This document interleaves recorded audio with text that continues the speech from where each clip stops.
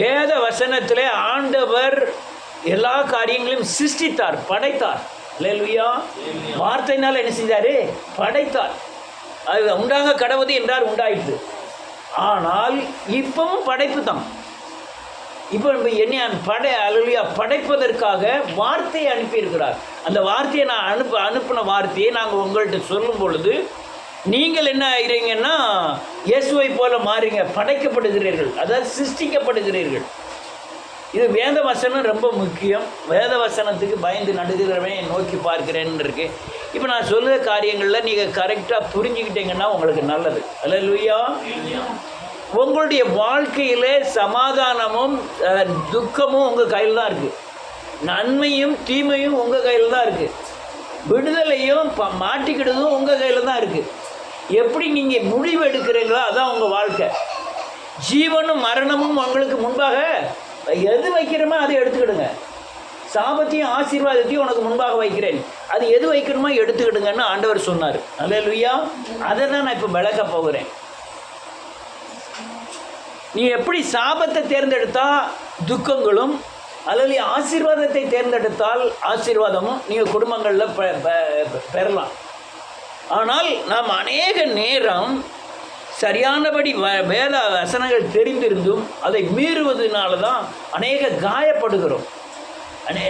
இப்போ நம்மள ரொம்ப பேர் காயப்படல, ஆனால் நீங்கள் வெளியே சர்ச்சில் போய் பார்த்தீங்கன்னா ஒவ்வொரு ஆளும் காயப்படுகிறார்கள். கிறிஸ்துவர்கள் அதிகமாக காயப்படுகிறார்கள். ரைட். அல்லேலூயா. நன்றியோடு துதிக்கிறேன் இயேசுவின் நாமத்தினாலே. சொல்லுங்க. மனம், இருதயம், வாய், உணர்வு, அதுதான் குணம். அல்லேலூயா. திரும்ப சொல்றேன். மனதில் ஏற்படுகிற காரியங்களை இருதயத்தில் மாம்சத்தின்படியோ அல்லது ஆவியின்படியோ உருவாக்கப்பட்டு வாயினால் எதை அறிக்கை செய்கிறோமோ அது உணர்வின் வழியாய் கிரியை செய்ய ஆரம்பிக்கும். அதுவே குணமாய் மாறும். என்ன சொன்ன? அந்த கம்பெட் வாங்க.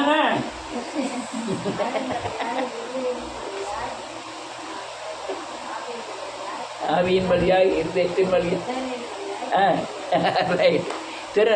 திரும்ப புரிஞ்சுக்கணுங்கிறதுக்காக சொல்கிறேன். அடுத்தால மனதில் ஒரு காரியத்தை தேர்ந்தெடுக்கிறோம். ஒரு காரியம் செய்யணும். யார் மகிமாவை ஸ்கூலுக்கு அனுப்பணும். அவன் சொல்லலாம் ஆட்டோ வாங்கிடும். ஒரு ஆட்டோ வாங்கினா அவள் பாட்டில் போய் கொண்டு வர நல்லா இருக்கணும். இவன் சொல்கிறா இல்லை வாடகைக்கு கொடுத்தா அது மாதத்துக்கு இவ்வளோ தான் கேட்பான் அப்படின்னு இவன் சொல்கிறா. இது ஒரு பெரிய பிரச்சனையாக ஆயிட்டு. அல்லேலூயா. இப்போ இதை தீர்க்கணும். இதுனா இதில் பல குடும்பத்தில் உண்டாகிற ஒவ்வொரு பிரச்சனைகள், ஒவ்வொரு வேதனைகள் நீங்கள் தீர்ப்பதற்கு எடுப்பதற்கிற முடிவு தான் உங்கள் வாழ்க்கையில் நீங்கள் சமாதானமாக வாழ போகிறீங்களா, துக்கங்களோடு வாழ போகிறீங்களாங்கிறது. அல்லேலூயா. மனசில் 2 காரியம் நடக்கும். நீ வேதக்காரனாக இருந்தால் வேத வசனம் அங்கே செய்யாதான்னு சொல்லிகிட்டே இருக்கும். சொல்லுதா எல்லாருக்கும்? இன்னொரு காரியம் நடக்கும். உங்களுக்கு வேத அறிவு இல்லைன்னு வச்சுக்கிடுவோம். நீ உடனே இவா சொல்லுவா, யார் அங்கன்னு சொல்லுவா, எவ்வளோ ஆட்டோ வாங்கினா தான் நாளைக்கு அனுப்புவேன், இல்லைன்னா அனுப்ப மாட்டேன்னு சொல்லுவாள். ஏன்னா இவன் எப்படி இருக்கா? மாம்சத்தில் செயல்பட்டு, மாம்சத்தில் இல்லை, மாம்சத்தில் இருக்கிற ஆலோசனை எங்கே உண்டாகுது? மனதில் உண்டாகுது. மனதில் இன்னொன்று உண்டாகும். ஆட்டோவில் போனால் மாதத்துக்கு இவ்வளவு கொடுத்தா போதும், அல்லேலூயா அப்படின்னு வேத வசனத்தின் அடிப்படையில் ஆலோசனை தோன்றும், மாம்சத்தின் அடிப்படையில் ஆலோசனை தோணுதா? இப்போ நீங்கள் வெள்ளைப்பூனைக்கு அதிகமாக ஏற போட்டால் வெள்ளைப்பூனை ஜெயிக்கும், கருப்பு பூனைக்கு அதிகமாக ஏற போட்டால் கருப்பு பூனை ஜெயிக்கும். இப்போ எந்த பகுதியில் நீங்கள் சார போகிறீங்களே அதுதான் காரியம். ஆனால் ஆண்டவருடைய வசனத்தின் அடிப்படையில் நீங்கள் பார்த்தீங்கன்னா பைத்தியக்காரத்தனமாக தெரியும். நீங்கள் இந்த உங்கள் அறிவின்படி, சுய அறிவின்படி, உங்கள் மனதின்படி நீங்கள் தேர்ந்தெடுத்துக்கிற காரியம் ரொம்ப ஞானமாக தெரியும். இல்லையா? ரொம்ப பாலிசாவும் தெரியும், சீக்கிரம் முடிந்த மாதிரியும் தெரியும். 100 வயசு ஆகிட்டு உனக்கு குழந்தை பிறப்புன்னா எவன் நம்புவான்? அல்லேலூயா. எரியால நீ செவரை உடைக்கிறதுக்கு நீ செவரை சுற்றி வந்தால் போதும்னு சொன்னால் எவனா நம்புவானா? அல்லேலூயா. பேதர்வே கடல்லன்னா கடலில் நடந்து வர முடியுமா? இப்போ நம்ம எடுக்கிற முடிவு தான் உங்கள் வாழ்க்கையில் நீங்கள் சமாதானமாக இருக்க போகிறீங்களா அல்லது துக்கமாக இருக்க போகிறீங்களாங்கிற முடிவு. அல்லேலூயா. நீங்கள் போய் கடன் வாங்க போகிறீங்க, உள்ள ஆண்டவர் பேசுவார், மகளே நீ கடன் வாங்காத, நீயோ கடன் கொடுப்பாய் கடன். ஆனால் உங்கள் மனது என்ன சொல்லுது? எங்கள் அப்பா 10 லட்ச ரூபா வாங்கி கடன் வாங்கி எல்லாம் சரி பண்ணிட்டாரு, நானும் அவர் 10 லட்சம் வாங்கினா நான் எத்தனை லட்சம் வாங்கினேன்? இது என்ன சொல்லுது? சுய புத்தி. இப்போ நீங்கள் மனதில் தேர்ந்தெடுக்கிற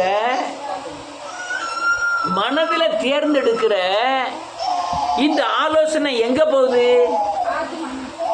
இருதயத்துக்கு போகுது. இருதயத்தில் உருவாக்கப்படுகிறது. என்ன படுகிறது? அங்கே 2 காரியங்கள் நடக்கிறது. ஒன்று, மனித ஆவி இருக்கு. இந்த மனித ஆவி என்ன செய்யும்? நம்ம தாத்தா யார் தெரியுமா? எப்படி கடன் வாங்கினார் தெரியுமா? கடன் வாங்கி அந்த வயலில் வாங்கினார், இந்த வயலில் வாங்கினார், அந்த மாட்டை வாங்கினான்னு உள்ள சொல்லும் இருதயம். ஆமென். அது மட்டுமா? எங்கள் அக்கா பட்டு சேலை வாங்கிறதுக்கு அங்கே கடன் வாங்கிட்டு போனான். எங்கள் மைனி அல்லையா ஒரு கல்யாண வீட்டுக்கு போகிறதுக்கு ஒரு செயின் வாங்கி போட்டு போனான், அங்கே எவனோ அடிச்சிட்டான். அல்லையா. இது என்ன உள்ள சொல்லிகிட்டு இருக்கோம். ஆனால் இது என்ன ஆவி? மனித தன்மை உள்ள, பூமியை நோக்கி பார்க்க செய்யக்கூடிய, மனித அறிவு படைத்த மனித ஆவி எங்க இருக்கு? உள்ள இருதயத்தில் இருக்கு. இன்னொரு ஆவி உண்டு, அது தேவ ஆவி. அல்லேலூயா. இப்போ தேவ ஆவியின் ஆளுகை உங்களுக்கு கூட இருந்ததுன்னா உங்களுக்கு ஆலோசனை தேவ ஆவியின்படி வரும். எங்க? இருதயத்தில். நீங்கள் தப்பாகவே செஞ்சாலும் ஆவியானவர் இருதயத்தில் இருக்கிறவர் சும்மா விட மாட்டார். அவர் சொன்ன மாதிரி அருன்னு அறுத்துடுவார். நீங்கள் பாவம் செஞ்சாங்கன்னா, தவறு செஞ்சீங்கன்னா, ஒருத்தன் நஷ்டப்படுத்தினா, ஒருத்தன் துக்கப்படுத்தினா, உங்கள் இருதயத்தில் பயங்கரமாக அறுக்க ஆரம்பிப்பார். அல்லேலூயா. இதை மீறி தான் என்ன செய்கிறேன்? நான் இருதயத்தில் நிர்ணயிக்கிறேன், தங்கம் வரட்டும், 2 ஏசணும் அப்படின்னு நான் நினச்சிட்டேன். நினச்சி என்ன ஏசனுங்கிறதெல்லாம் என் மனசில் என்ன செய்தேன்? உறுதிப்படுத்துதேன். இப்போ இது அந்த உறுதிப்படுத்தின காரியம் எங்கே போகும்? வாய்க்கு வரும். நீங்கள் வசனத்தை தியானம் பண்ணி வசனத்தின்படி நடந்து வசனத்தில் கர்த்தர் செய்ய வல்லவராக இருக்கிறாரு நீங்கள் அறிக்கை செய்தால் அது அவங்க வாழ்க்கை. இந்த மலையே பேர்ந்து சமுத்திரத்தை போய் விழு என்று சொன்னால், ஆனால் விழாதுன்னு சொன்னால் என் தலையில் விழுன்னு சொல்லும்னு சொல்லுவோம். அல்லேலூயா. என் தலையில் விழுதுன்னு சொல்லுன்னு சொல்லுவோம். எங்கே விழும்? தலையில் தான் விழும். அப்போ உன் இருதயத்தின் நிறைவினால் வாய் பேசும்.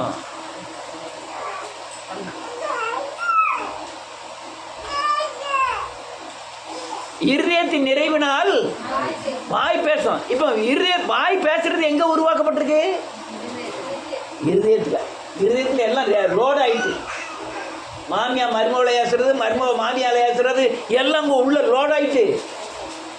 இப்போ வந்த உடனே எங்கே இடைக்காலுக்கா பேருக்கா வரட்டு 2 போடு போடணும். அங்கே இருக்கும்போதே என்ன செய்யுது? நிர்ணயிக்கப்படுகிறது. எங்கே நிர்ணயிக்கப்படுது? இருதயத்தில். அதுக்கப்புறம் இப்போ போன உடனே அவங்க பேசணும்னே வேண்டாம், மாய ஆடு திறந்தாலே போதும்.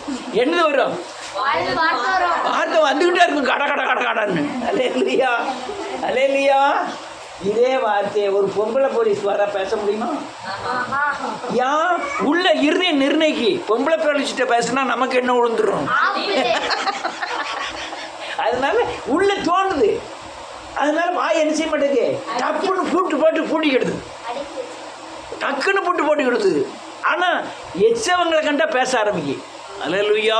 இது எங்கே நிர்ணயிக்கப்படுகிறது? இருதயத்தில் நிர்ணயிக்கப்பட்டு வாயில் என்னென்னலாம் அறிக்கை செய்கிறீங்க அது ஆட்டோமேட்டிக்காக நடக்கிறாங்க. ஒன்று வேண்டாம், கர்த்தர் எனக்கு வீட்டை தருவார், கர்த்தர் எனக்கு வீட்டை தருவார், கர்த்தர் எனக்கு வீட்டை தருவார். அதுக்கு உண்டான வசனங்களை பூரா தேடி வாசித்து நீங்கள் அறிக்கை செஞ்சுக்கிட்டே இருங்க, வீடு வந்துடுவார். என்னுடைய நோயை குணமாக்குவார், என்னுடைய அக்கிரமங்களை மன்னித்து நோய்களை குணமாக்குவார்.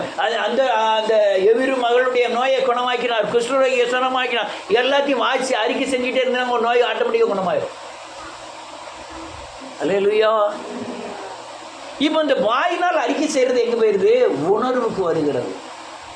எனக்கு வருது, உணர்வுக்கு வந்த உடனே அல்லேலூயா அதனுடைய ஹார்மோன், அந்த ஹார்மோன் ஊற ஆரம்பிச்சிடும். ஒன்றும் வேண்டாம், ஒரு ஆக்சிடெண்ட் ஆகி கிடக்கு, நீங்கள் போய் பார்க்குறீங்க, அங்கே கந்தலும் கதறலுமா கிடக்கு, உடனே விவரம் கேட்குங்க. அதுவரை உங்களுக்கு அழுக வராது. அவங்க குடும்பத்தை பார்த்து கேட்குறீங்க, 10 பிள்ளையா, அவள் தாயும் தாப்புன்னு இறந்து போயிட்டாங்க, 10 பிள்ளைகள் சின்ன சின்ன பிள்ளைகளாக இருக்குது அப்படின்னு ஒன்று அந்த மேப்பே உங்கள் கண்ணுக்கு முன்னால் வந்துடும். கண்ணுக்கு முன்னால் வந்த உடனே நீங்கள் பரிதாபப்பட்டு உங்கள் அல்லேலூயா உள்ளே இருந்து கண்ணீர் என்ன செய்யும்? வருமா வராதா?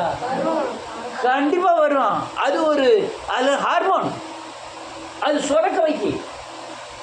அதே போல் நீங்கள் நன்றியோடு கூட ஒரு வாட்டில் போய்கிட்டு இருக்கீங்க, அல்வா வெட்டிக்கிட்டு இருக்கான், அப்படி வெட்டி இப்படி கத்தியில் வெட்டி இப்படி தூக்குதான், மேலேருந்து கிளறு அப்படியே நெய் மாதிரி இப்படி வடியுது, அல்வா நிறம் தெரியுது, மணக்க வேற செய்யுது. ஆட்டோமேட்டிக்காக நாக்கு என்ன செய்யும்? அப்படியே ஊற ஆரம்பிச்சிடும். அல்லேலூயா. இது ஒரு சுரப்பி, இது ஒரு ஹார்மோன். இப்போ கதைக்கு வருவோம். நீங்கள் இருதயத்தில் உருவாக்கப்பட்ட ஒரு வார்த்தை இருக்க, ஒரு காரியம் இருக்க, வாயினால் அறிக்கை செய்கிறீங்களா, அதுக்குண்டான ஹார்மோன் உள்ள என்ன செய்ய ஆரம்பிக்கும்? சுரக்க ஆரம்பிச்சிடும். சுரக்க ஆரம்பித்து நீங்கள் கோபப்படணும்னு உள்ள முடிவு எடுத்துருந்தீங்கன்னா, கோபத்துக்கு உண்டான விகாரத்துக்கு உண்டான எல்லா காரியமும் எங்கே நடக்கும் தெரியுமா? சரீரத்தில் நடக்கும். முகநாடி என்ன செய்யும்? வேறுபடும். கண்கு இதெல்லாம் எங்கேருந்து வந்தது? உணர்வின் அடிப்படையில் வந்தது. எதனால் வந்தது? உணர்வின் அடிப்படையில் வந்தது. தாத்தா கொலகாரராக இருந்தால் பிள்ளை பேரன் கத்தியை தூக்கிட்டு போவாங்க குத்துறதுக்கு.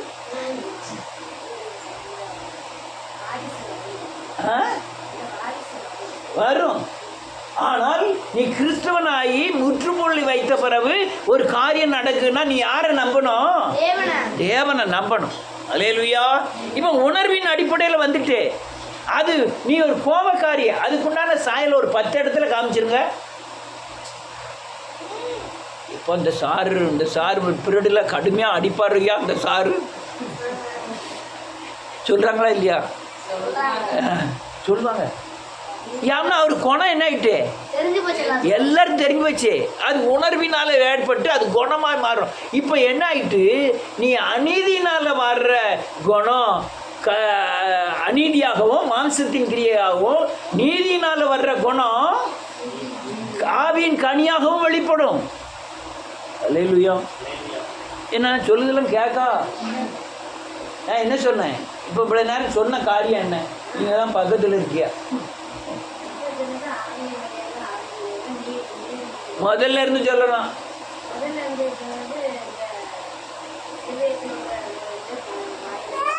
மனசுக்குள்ள நினைக்கிறதெல்லாம் நம்ம இதயத்துல வெளிப்படையாகி ஆமென் ஐம்புலன்களை செயல்படுது. அது வாயினால என்ன செஞ்சிருது? வெளியே வருது. வாயினால வர்றது எங்க போயிருது? உணர்வின் அடிப்படைக்கு போயிருது.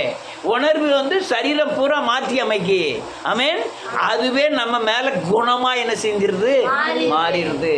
நீங்க நல்லபடியான காரியங்களை நடத்தி வந்தீங்கன்னா அல்லேலூயா கனிகளாய் மாறும் உங்க குணம்.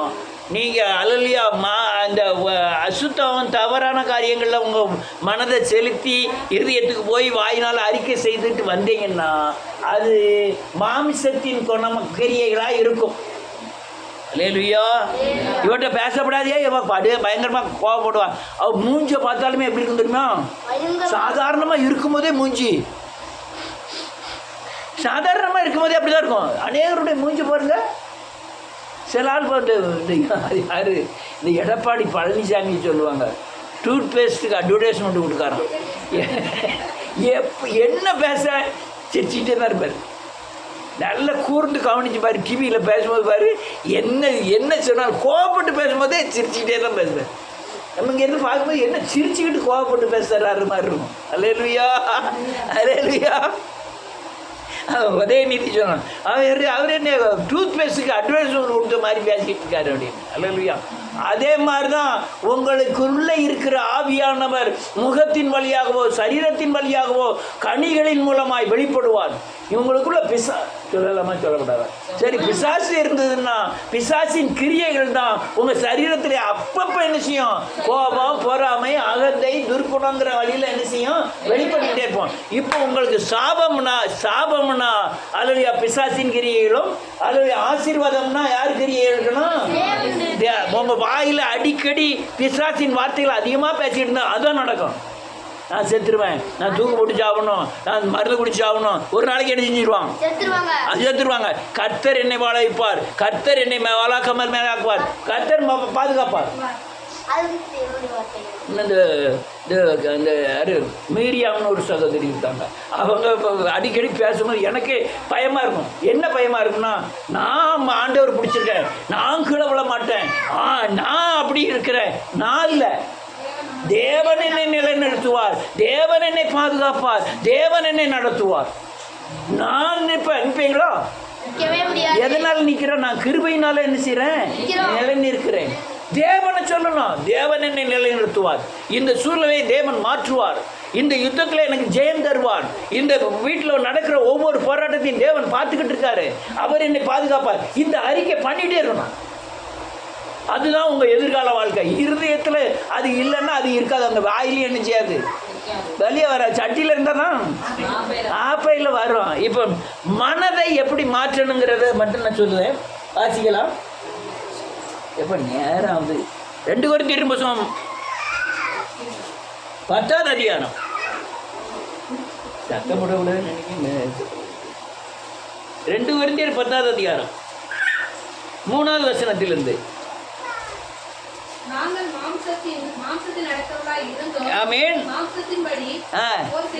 இது மனதில் நடக்கிற போரை பற்றி சொல்லுது. மாம்சத்தின்படி நடந்தாலும் ஆவியின்படி நடந்தாலும் எங்கே உண்டாகும் போர்? ஒரு காரியத்தை நம்மளால் நிர்ணயிக்க முடியல. இது ஆவியா, இது மாமிசமா? இது ஆவியில் எப்படி முடிவெடுக்கிறது? உடனே எங்கே போனோம்? கால்குலேட்டு. எங்கள் வேத வசனத்துக்கு போனோம். உங்களுக்கு பிரச்சனை தீரலைன்னா எங்கே போனோம்? வேத வசனத்திட்ட ஓடணும். இப்போ அழகாக செல் இருக்குது உங்கள்கிட்ட. முட்டாள்னு உங்கள் பைபிள் ஆப் எடுத்து முட்டாள்னு அடித்து பார்த்தீங்கன்னா பைபிளில் எங்கெங்கே முட்டாள் இருக்குதுங்க பூரா வந்துடும். ஒரு தாள் எடுத்து அந்த முட்டாள் பூரா எழுதி நான் முட்டாள் இல்லைங்கிறத அறிக்கை பண்ணிக்கிட்டே. இல்லைன்னா உங்களுக்கு இஷ்டம், நான் முட்டாள்னு சொல்லிட்டு இருந்தால் நம்ம என்ன ஆயிடுவோம்? முட்டாள் ஆயிடுவோம். ஆனால் முட்டாள் இல்லை அப்படிங்கிறத அறிக்கை பண்ணதுக்கு உண்டான வசனங்களை பூரா எடுத்து அறிக்கை பண்ணணும். இதுதான் மனதின் போராட்டம். இது ஒரு ஆளுக்கு இல்லை, எல்லாத்துக்கும் இருக்குது. ஒரு முடிவு எப்படி எடுக்க பயங்கரமாக இருக்குது. ஆமென். எப்படி முடிவு எடுப்பீங்க? இப்போ நான் ஆவிக்குரியவன், வசனங்கள் தெரியும், வேத அறிவு இருக்கிறது. ஒரு சூழ்நிலை, காலை பிரதர் வந்துட்டாரு, ஒரு பிரச்சனையை பண்ணிட்டாரு, அது பண்ணலை பண்ணிட்டாரு. எப்படி முடிவு எடுக்கணுங்கிறத நான் மாம்சத்தில் முடிவு எடுத்தேன்னா என்னதான் முடியும்? மாம்சத்தில் ஆரம்பிச்சா மாம்சத்தில் முடியும். ஆனால் எதில் முடிவெடுக்கணும்? ஆவியில் முடிவெடுக்கணும். அப்போ தான் அங்கே ஜெயம் பெற முடியும். அதே மாதிரி தான் உங்கள் போராட்டமும். உங்கள் ஒவ்வொரு போராட்டத்துக்கும் நீங்கள் எடுக்கிற முடிவு தான் உங்கள் வெற்றியாக தோல்வியாங்கிறது முடிவு செய்யும். ஆமென். என் அண்ணன் பாப்பா, எங்கள் தாத்தா பாப்பா, எங்கள் கூட்டம் பாப்பா, என் பணம் பார்த்துரும், என் பலம் பார்த்துரும், நான் படிச்சிருக்கேன். இந்த ஒரு புண்ணாக்கும் இங்கே எங்கே செல்லாது? தேவன்ட்டெல்லாம் செல்லாது. இங்கே விசுவாசம் இருக்கா, பரிசுத்தம் இருக்கா, நீதி இருக்கா, உண்மை இருக்கா, வசனம் இருக்கா, அப்போ தான் இங்கே ஜெயம் பெற முடியும். ஆனால் இந்த ஜெயம் அந்த ஜெயத்தோட உன்னதமாக இருக்கும். இல்லையா? 4 என் பேராயுதங்களா இராமல் என்ன எழுதிருக்கிய? எங்களுடைய மனசில் நடக்கிற போர். இந்த போர் மாம்சத்தில் உள்ள கத்தி எடுத்து மனசு மண்டையில் குத்திருக்கா உள்ள ஏன் போர் பண்ணிக்கிட்டு இருக்க? ஒரே பிரச்சனையா. படுத்தா என்ன வர மாட்டேங்கு, வர மாட்டேங்கு, பேச பிடிக்க மாட்டேங்கு, அவனை கண்டா பிடிக்கல, இவனை கண்டா. உள்ள என்ன நடந்துக்கிட்டு இருக்கு? போராட்டம், மாம்ச போராட்டம். நான் மாம்சத்தின்படி போராடணும்னு சொல்லி ஒரு நல்ல உலக்கை எடுத்து டாம்னு அடிச்சேன்னா என்ன பிரச்சனை? மண்டலம் உடையும். பிரச்சனை இருந்துச்சு அது தீராது. வேதம் என்ன சொல்லுது? நாங்கள் மாம்சத்தின்படி போர் செய்கிறவர்கள் அல்ல. மாம்சத்துக்கு ஏற்றதா இராமல் அறங்களை நிர்மூலமாக்குறதுக்கு தேவ பலமுள்ளவளாய் இருக்கிறது. எங்க நாங்க வச்சிருக்க மாம்சத்துல போர் செய்யறதில்ல, பெரிய பெரிய அரண்களை என்ன செய்யணும்? நிர்மூலமாக்கக்கூடிய தேவ பலன் எங்களுக்குள்ள இருக்கு. அல்லேலூயா. என்னது அரண்? பிசாசு வந்து உங்களுக்கு ரவுண்டை கட்டிட்டான்னு நீங்களாம் தப்பிக்க முடியாது. ஆமென். அது என்னது? அரண்.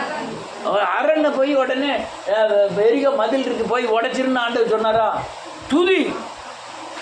தாவீதே அந்த மொசுக்கட்டை செடிக்கு பக்கத்தில் போய் நின்றுக்கிட்டு அது எப்போ சத்தம் போடுதுன்னு என்ன செஞ்சுக்கிட்டு பார்த்துக்கிட்டே இரு.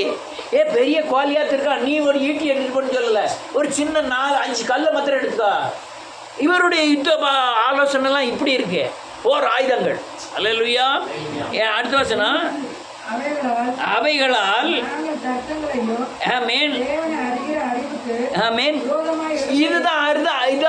இதுதான் நமக்கு அரண். என்னது அரண்? தர்க்கம். உள்ள போராட்டம் நடக்கலாம், அதுக்கு தர்க்கம் நடந்துகிட்டு இருக்கும். உள்ள என்ன தர்க்கம்? இப்படி செஞ்சிருவா அப்படி செஞ்சிருவா. இயேசு வழியெல்லாம் போனோம்னா அது செல்லுபடி ஆகாது. எடு அருவாளா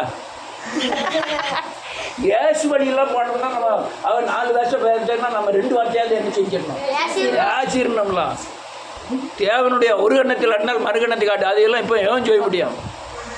ஆமென். அதனால நீ எந்த வழியில போயிரு. இதுதான் தர்க்கம் உள்ள நடந்துகிட்டே இருக்கும். இங்க ஒரு ஆவியானவர் சொல்ல ஆண்டவர் பார்த்துக்கிட்டு இருக்காரு. நீ கெட்ட வார்த்தை சொல்லாத, அதுக்கு உண்டான தண்டனை நீ அனுபவிப்ப. வசனம் இது சொல்லுது, இங்க இது சொல்லிருப்பா. அங்க மாம்சம் என்ன சொல்லிட்டு இருக்கான்? அவ என்ன முழிக்கா, அவளுக்கு பதில் செய்யாம நம்ம என்ன செய்யக்கூடாது? விடக்கூடாது அப்படிங்க மன. இன்னொரு 2ம் தர்க்கம் உண்டாகிறது தான் பெரிய அரண். இதுலேயும் நீ எதுக்கு அதிகமாக ஏற போடுதீங்களோ அதான் ஜெயிக்கும். நீங்கள் மனசில் முதல்ல மாம்சத்துக்கு ஏற போட்டீங்கன்னா அங்கே ஜெயம் மாம்சமாக தான் முடியும். மாம்சத்தில் ஆரம்பித்தா எங்கே போய் முடிப்போம்? மாம்சத்தில் முடிப்போம். அடுத்த இது ஒரு அரண். 2வது அரண் என்ன தெரியுமா? முதல்ல தர்க்கம், 2வது அரண் எல்லா மேட்டின்மைகள். தேவனுக்கு விரோதமாக என்ன? தேவனை விட நான் பெரியவன். ஆமென். தேவன் எதுக்கு ஜெபம் பண்ணணுமா? அவன் ஜெபம் பண்ணல, இவன் ஜெபம் பண்ணல, எல்லா காரியமும் நடக்கு, நான் மட்டும் ஜெபம் பண்ணணுமா?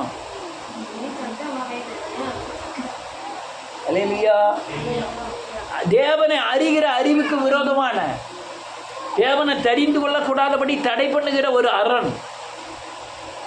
வேத அநேக சர்ச்சைகள் இந்த அரண் ரொம்ப அதிகம். ஏன்னா சிலுவையை போதிச்சா தான் நீங்கள் வசனத்தை போதிக்க முடியும். சிலுவையை போதிக்காமல் வசனம் போதிக்க முடியாது. ஏன்னா சிலுவையை போதிக்கிற வசனம் பூரா பழைய ஏற்பாடு வசனங்கள். சிலுவையை போதிக்கிற வசனம் பூரா சிலுவைக்கு அப்புறம் உள்ள உயிர் மீட்சியின் வசனங்கள். இன்னைக்கு இப்போ எல்லாம் பிரசங்கிக்கப்படுது, சிலுவைக்கு முன்னால் உள்ள வசனங்கள்லாம் பிரசங்கிக்கப்படுது. இது ஒரு பெரிய அரண். நீ முடிவெடுத்து வசனத்தின்படி வர்றதே பெரிய அரண். அரண் என்னது?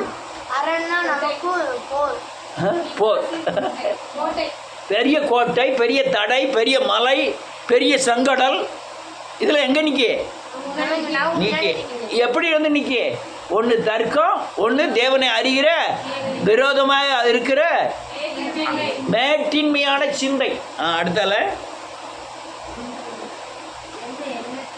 எந்த எண்ணத்தையும் சிறை இருக்கப்படுத்துவர்களாக இருக்குமா? இப்போ இவ்வளவு போராட்டம் வந்த பிறகு இன்னொரு போராட்டம் வருது. எண்ணம். என்னது? எண்ணம். எண்ணம் வந்துட்டுன்னா ராத்திரி உறக்கமே வராது.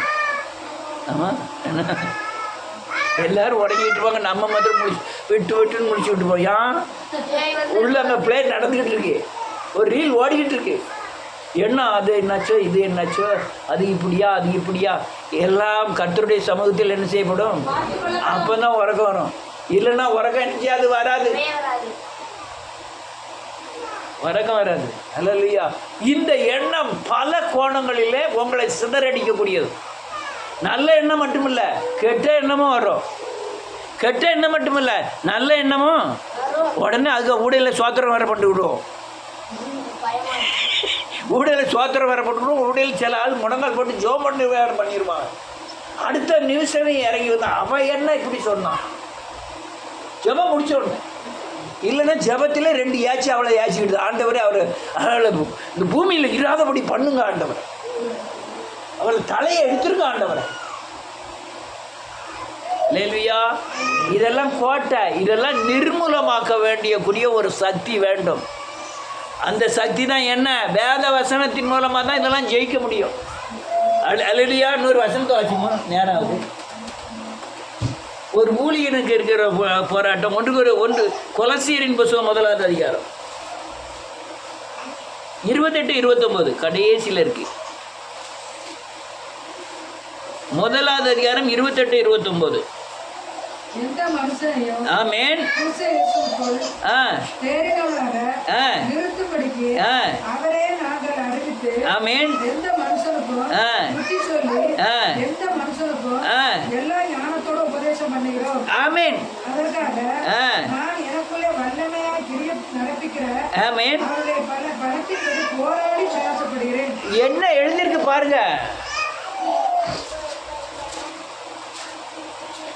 நான் எந்த எண்ணத்தையும் கிறிஸ்து இயேசுவுக்குள் சிறைப்படுத்தும்படியாய் அல்ல இல்லை, எந்த மனுஷனையும் கரைகரை அற்றவனாய் நிலைநிறுத்தும்படியாய் நான் போராடிக்கிட்டு இருக்கேன். அல்லேலூயா. அவனுடைய ஒரு ஊழியக்காரனுடைய போராட்டத்தை பாருங்க. இது 3 வகையாக பிரிக்கலாம். 28வது வசனத்தில் எந்த மனுஷனையும் நான் எப்படி நிறுத்தணுமா, தேறினவனாய் நிறுத்தணும்.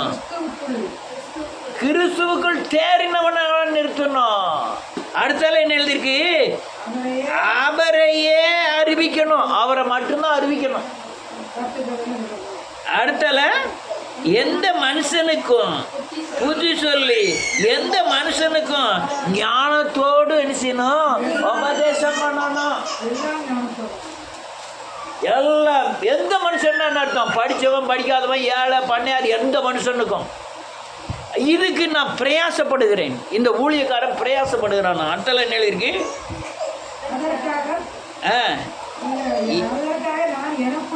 ஆமென் ஆமென் ஆமென். போதும், இதெல்லாம் நிப்பாட்டத்துக்காக நான் நிலைநிறுத்துவதற்காக போராடி பிரயாசப்படுறான். ஒரு ஊழியக்காரனுடைய போராட்டம். அவன் அதிலே சொல்லிட்டான், நான் அவரை மட்டும் அறிவிச்சோம்னா எனக்கு போராட்டமே இருக்காது. கன்னடாவுக்கு போனோம். கர்நாடகாவில் நாங்கள் தங்கிறதுக்கு கூட ஒரு வீடு கூட எங்களுக்கு இல்லாமல் ஹோட்டலில் 28 நாள் தங்கினோம்.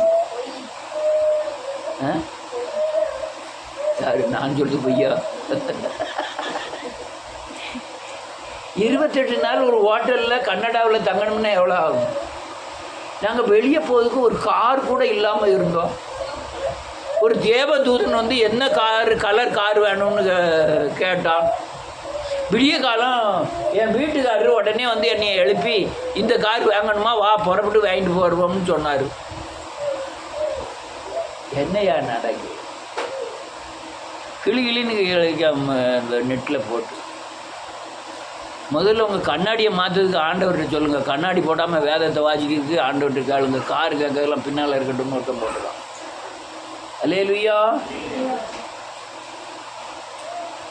எண்ணம் சொல்லுங்க, எண்ணம், சிந்தனை, யோசனை இவைகள் யாவும் தேவ வார்த்தையின் வழியே இருந்தால் உன் வாழ்க்கை ஜெயமாய் முடியும்.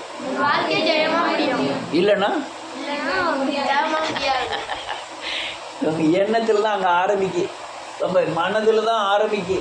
அங்கே ஸ்டோர் பண்ணி வச்சுருக்க வேண்டியது என்ன தெரியுமா, வேத வசனங்களை அதிகமாக ஸ்டோர் பண்ணி வச்சுருக்கணும்.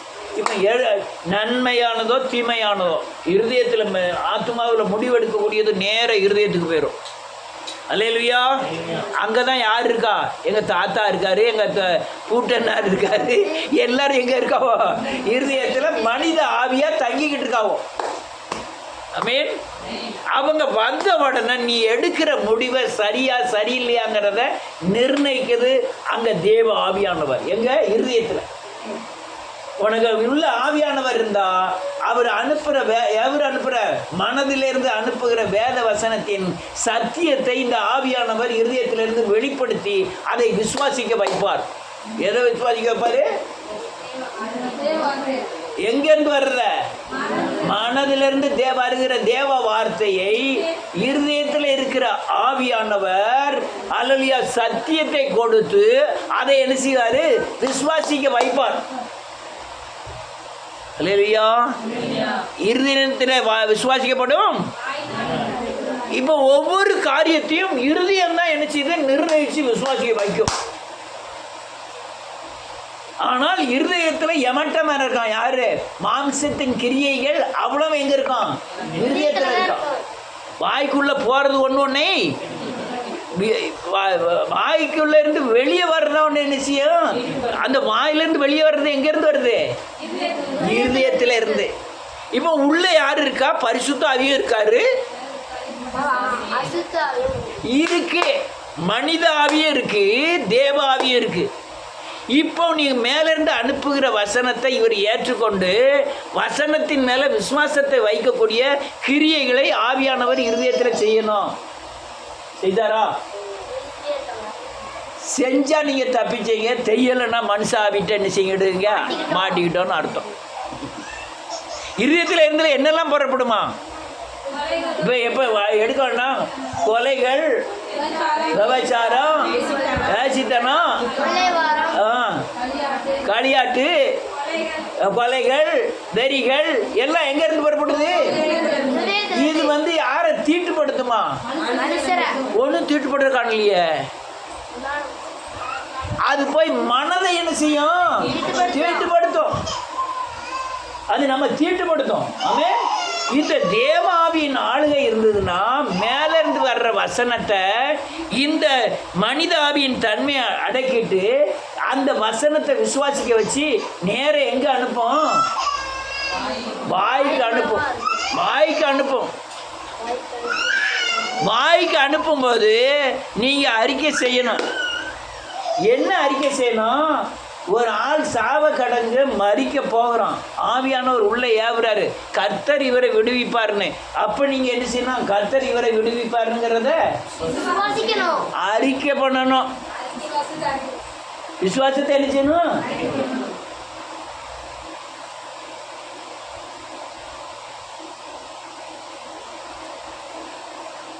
இருதயத்தில் விசுவாசிக்கப்படும், வாயினாலே அறிக்கப்படும். இருதயத்தில் விசுவாசத்தை கொடுத்தது யாரு?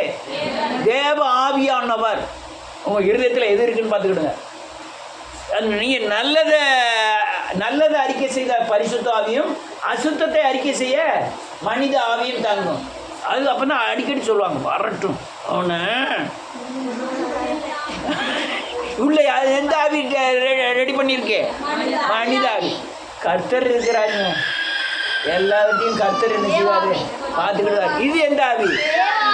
இப்போ தேவாவி இருந்ததுன்னா வசனத்தின்படி அறிக்கையும், மனித ஆவி இருந்ததுன்னா மாம்சத்தின்படி அறிக்கையும் உங்கள் வாயில் ஆட்டோமேட்டிக்காக வந்துடும். ஒரு ஆள்கிட்ட போய் நான் பேசுவேன், 2 வார்த்தை பேசினோடனே அவங்க வாயிலிருந்து வர்ற காரியங்கள்லாம் எனக்கு கரெக்டாக அவங்க என்னென்ன செஞ்சுக்கிட்டு இருக்காங்க எல்லாமே வாயிலிருந்து வந்துடும். எவ்வளோ மறைச்சாலும் அது நிற்காது. என்ன இருதயம் என்ன செஞ்சுட்டு நிரம்பிட்டு, இருதயத்தின் நிறைவினால் வாய் பேசும். நீங்கள் கொஞ்ச நேரம் பேசுகிறோன்னா அவங்க இருதயத்தில் என்ன இருக்கோ அவ்வளோத்தையும் என்ன செஞ்சிருவாங்க? அவ்வளோ கக்கிடுவாங்களா சாய்.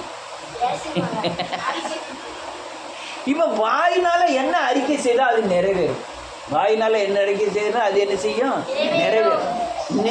நிறைவேறுதா இல்லையா? ஆமாம். நீ அப்போ நல்லதாக அறிக்கை செய்யணுமா கெட்டதாக அறிக்கை செய்யணுமா? வசனத்தை அறிக்கை செய்கிறது மாயையாக இருக்கும், வசனத்தை அறிக்கை செய்கிறது நம்பாததாக இருக்கும். ஆனால் உங்கள் பைத்தியக்காரனை நினைப்பாங்க நீங்கள் அறிக்கை சாரார் போய் சொல்லுவார் 90 வயசு எனக்கு கர்த்தர் குழந்தை தருவார்னு சொல்லுவார். யார் என்னத்தை நம்புவாங்க? கேவலமாக நினைப்பாங்களே, நினைக்க மாட்டாங்களா? ஆனால் தேவன் சொன்னதை விசுவாசிக்கு பலன் தர்றது யாரு? ஆவியானவர் இருதயத்தில் விசுவாசத்தின் பலத்தையும் தந்து அந்த வார்த்தையை அறிக்கை பண்ண வைப்பார். அல்லேலூயா. அது உங்கள் உணர்வின் மூலமாக வெளிப்பட்ட ஒரு வசனத்தை வாசி முடிக்கிறேன். நேரம்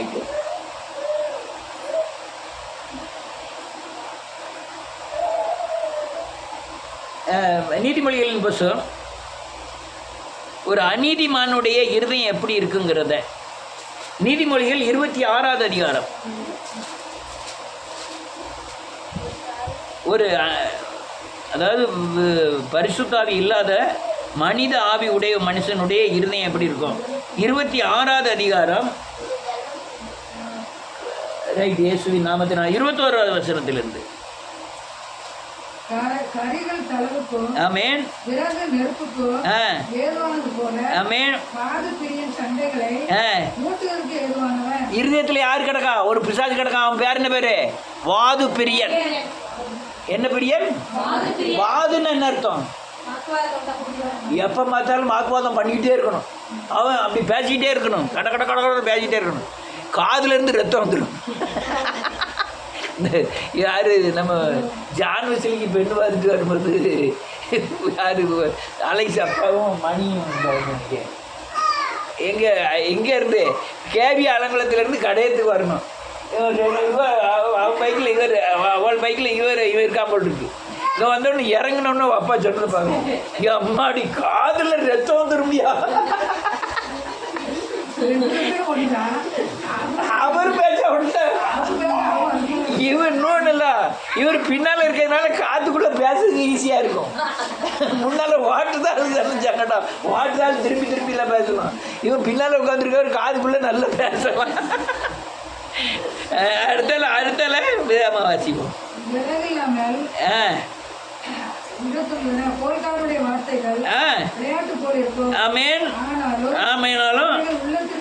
இந்த பிசாசு என்ன பிசாசு? எங்க இருக்கு?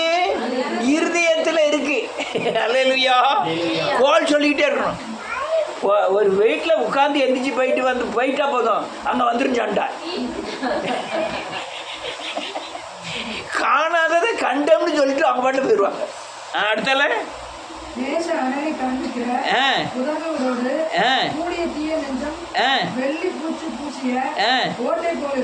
வாய் பேசும்போது அப்படியே திறனா இருக்கும். ஆனா இருதயம் தீய நோக்கமா இருக்கும். அடுத்தல மறைத்து, ஆமேன் ஆமேன், பகையை உள்ள மறைஞ்சு சூதான வார்த்தைகளை பேசி பகையை பெருசாக்குறோம். அது என்ன அர்த்தம்? உள்ள பகை இருக்கு.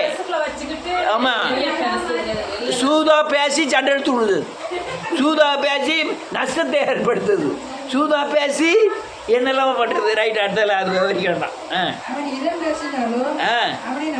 நம்பாதே பாவி, எங்க 7 அறிவிப்பு இருக்கான். அடுத்தல பகையை வஞ்சகமாய் மறைத்து எவனோ அவனை பொல்லாங்கு வெளிப்படும். ஆமேன், விழுவான். ஆமேன் ஆமேன், பகைக்கும். ஆமேன் ஆமேன். இவ்வளவு போர் செய்கிற களம் எங்க இருக்கு? இருதயம். இதை எதை வச்சு ஜெயிக்கணும்? மனதில் உண்டாகின களத்தை, போர்க்களத்தை நம்ம வார்த்தையினால ஜெயிச்சோம். ஆனா இருதயத்தில் உண்டாகிற போர்க்களத்தை எதனால ஜெயிக்கணும்? விசுவாசத்தினால ஜெயிக்கணும். என்ன இதனால ஜெயிக்கணும்? விசுவாசம். கர்த்தர் அந்த மேலேருந்து அனுப்பக்கூடிய வசனத்தை இருதயத்தில் விசுவாசிக்கணும். அடுத்தால வாயினால என்ன செய்யணும்? அறிக்கை செய்யணும். வாயின ஒரு வசனத்தை வாசி முடிப்போம். நீதிமொழிகளின் புஸ்தகம் 13வது அதிகாரம் 2வது வசனமும் 3வது வசனமும்.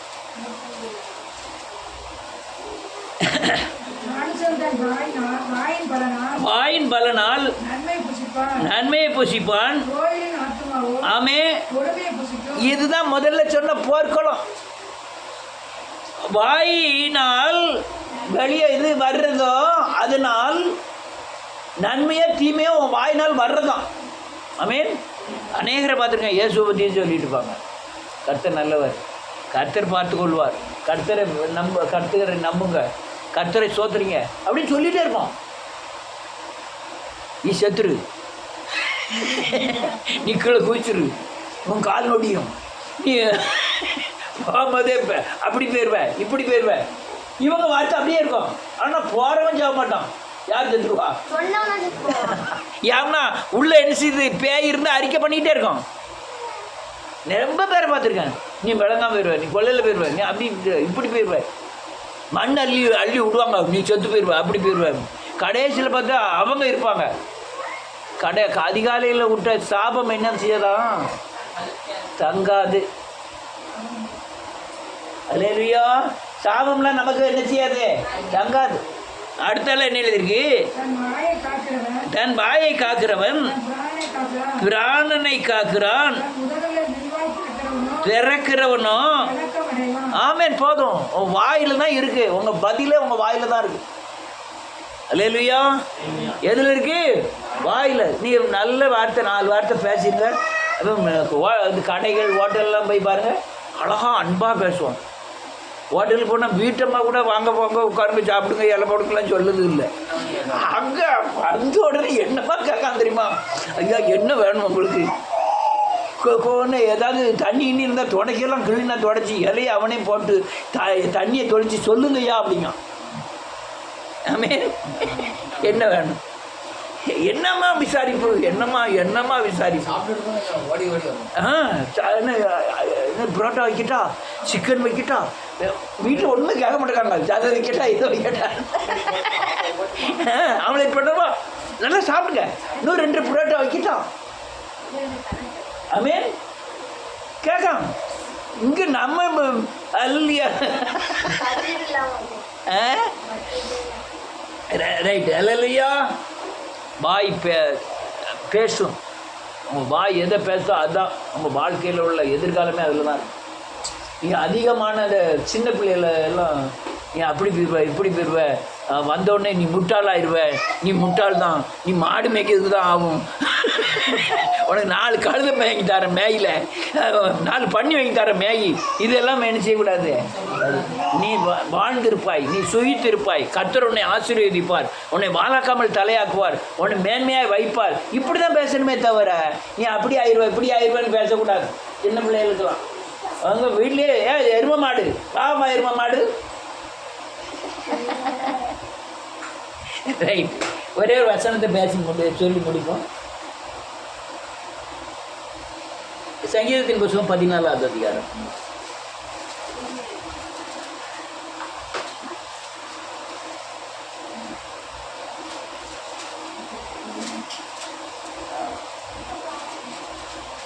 முடிஞ்சிட்டு சங்கீதம் 14வது அதிகாரம் 1வது வசனம், 2வது வசனம், 3வது. சொல்லிக் கொள்ளுகிறான்.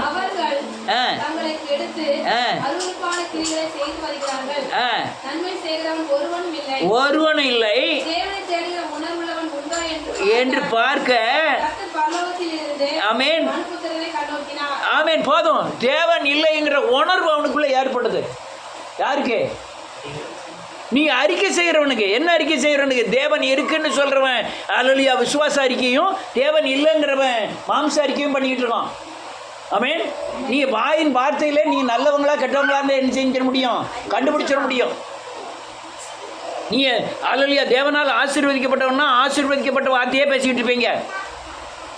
தேவனால் பாதுகாக்கப்பட்டவன் வேத வசனத்தை அதிகமாக பேசிக்கிட்டு இருப்பான், எல்லாம் சோத்திரம் பண்ணிக்கிட்டே இருப்பான், எல்லாம் வேத வசனத்தை சொல்லி அறிக்கை பண்ணிக்கிட்டே இருப்பான்.